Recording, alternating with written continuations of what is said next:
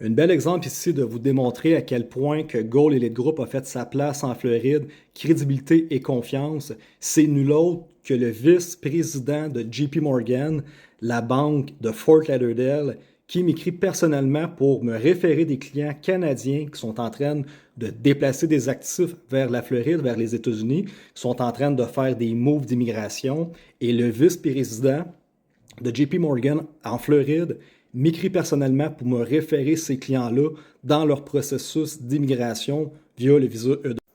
Donc, rapidement, si vous réalisez qu'au Canada, financièrement, ça va pas bien et avec les premiers ministres ou les prochaines élections qui sont en train de se passer, vous arrivez peut-être à la même conclusion que moi je suis arrivé et tous ces clients-là qui sont en train de m'écrire pour quitter le Canada présentement, qui déplacent financièrement des actifs, on se rend compte qu'on s'en va peut-être pas vers un positif. Et c'est de là que, regardez, premier client référé, immédiatement, il m'informe que lui, il est rendu en Floride sous un visa L1. Le problème technique avec le visa L1, c'est que c'est un visa qui te permet, qui t'emmène vers ta green card, mais malheureusement, il t'est offert seulement pour une période de 12 mois. 12 mois, ça passe extrêmement rapidement et tu dois déjà, après 12 mois, renouveler ton visa. Donc, si tu ne réponds plus aux critères de ton visa L1, tu perds ton visa et tu dois retourner vers le Canada. Donc, le L1, oui et non. Nous, on se spécialise dans le visa E2. Et qu'est-ce que j'explique à mon client ici? Il confirme que c'est une très bonne idée de qu'est-ce qu'on a fait.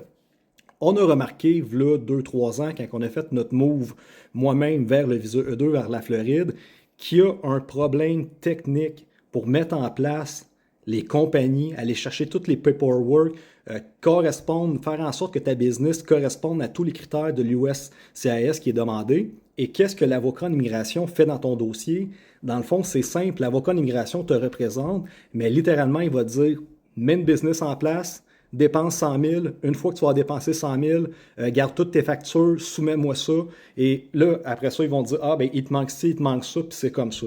Donc, rapidement, on s'est rendu compte qu'il n'y avait rien qui encadrait les gens à l'international, les Canadiens ou les Européens pour s'en venir en Floride alors qu'on n'a pas de contact, on n'a pas de ressources, on ne sait pas comment aller chercher nos permis, nos licences. Ben, ça prend des gens qui mettent en place la société, et qui gère également avec l'avocat en immigration tout le volet du paperwork, la paperasse qu'elle a de besoin. Donc, effectivement, dans la même situation, ce client-là, dans son L1, a constaté qu'il y avait énormément de manque entre ta transition vers les États-Unis et qu'est-ce que l'avocat en immigration fait pour toi. Et rapidement, déjà, ce client-là, vous le voyez, il m'a envoyé déjà 2 contacts de email de gens de Toronto qui sont littéralement en train de quitter le Canada et pour mettre en place une business de visa E2 pour qu'ils puissent déménager vers la Floride.